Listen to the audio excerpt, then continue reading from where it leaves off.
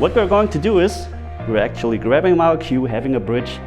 In this video series, we're going to talk about 24 different situations on a table that require 24 different shots. And today, we're talking about this situation.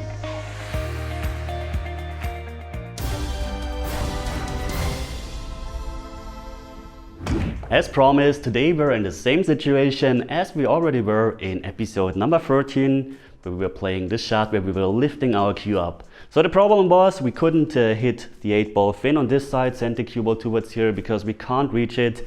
The other way around also doesn't work. So I was showing you a shot where you actually put your cue on the table and just lifting the cue up to play the shot. It turns out it isn't legal everywhere. In some cases it is. So today I'm going to show you a second option how to play this shot.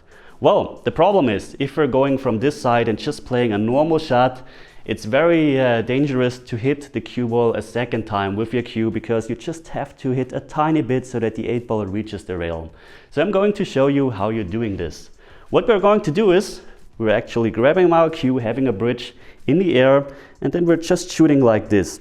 And this is legal everywhere because you're doing a forward motion with your cue and it's basically the same as if you're playing a shot like this. It's just mirrored. So what we're going to do is we're aiming, and that way you can very easy just play the short stroke. The problem is, let me show you real quick, if you want to do this from the other side. Even I'm 6.3, I have no chance to reach it that way. That's why I'm doing it from this side. Okay, let's show you how it would look. Gotta be a bit careful, but it's definitely way easier to shoot from this side. Just a bridging and totally legal shot. So some of you also were mentioning, okay, if you're doing this, then your opponent is doing the same. It's going back and forth forever. But this is actually not true. Imagine the 8-ball at some point will be frozen to the rail. And once the 8-ball is frozen to the rail, it's not allowed to just shoot the cue ball into here because then no ball touches a rail. Because when the 8-ball is frozen, then either the cue ball has to touch this rail or the 8-ball has to touch another rail. So once the 8-ball is frozen, the situation is over. So this doesn't go on forever. And now I'm going to show you a second shot, which is a bit similar.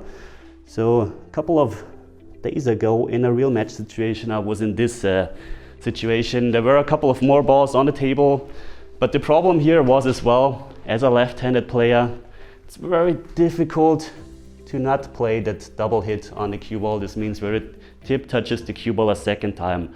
So here you can actually do the same.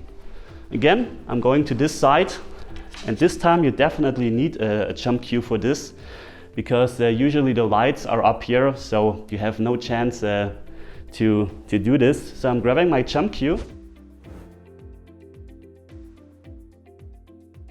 And what we're going to do now is we're just playing the same shot, going towards here and playing the same kind of shot. Again, you are trying to make the 8-ball into here, of course, and you can avoid the double hit. So let's show you how this would look. Could either go from here or from here. Doesn't really matter. You see, it's a totally easy shot and there is no chance to make a foul, maybe if you miscue, but this is definitely a very easy to make shot. Today I have another whole rack, not a single bonus shot from a tournament I was playing 1.5 years ago. It was the final. Unfortunately, I still lost the final, but it was really an amazing first rack to start the final. As you see, we're playing 10-ball. I made a ball. I'm on the 1 with not an ideal angle, but I managed to hold it with a lot of inside spin. I have not the ideal angle on the 2-ball, and the problem is here I didn't get the ideal angle for the combination.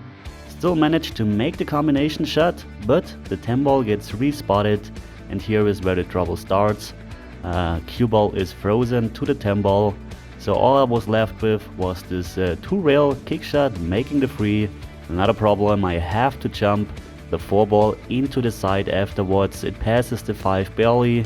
Now I'm on the 5-ball, and all I have to do now is to finish the rack. So a really nice way to start this tournament. Here on the 7-ball I got perfect. Got a bit in trouble after the 7-ball because I didn't get a nice angle, so I have to stretch. And this was today's bonus rack. Okay guys, what you got to take away from this lesson is firstly, if you have a difficult shot where you want to avoid the double hit, then maybe try to go from above, from the other side, which works. And also if an object ball is frozen to the rail, then you just can't freeze the cue ball into it, because then a ball has to hit the second rail. Okay, this is the situation we're going to talk about tomorrow, which was one of my bonus shots. We are playing 8-ball, and the problem is we have to make the 8-ball, the bank doesn't go, so what we're trying to do tomorrow is to actually make the 8-ball into the corner pocket, even though it's blocked by the 1-ball. Okay, if you liked today's episode, then please, as always, consider to leave a like, comment, share it with your friends. A huge thank you goes out to my sponsors, to everyone who's supporting me. Thanks for watching guys, and as always, see you tomorrow. Take care.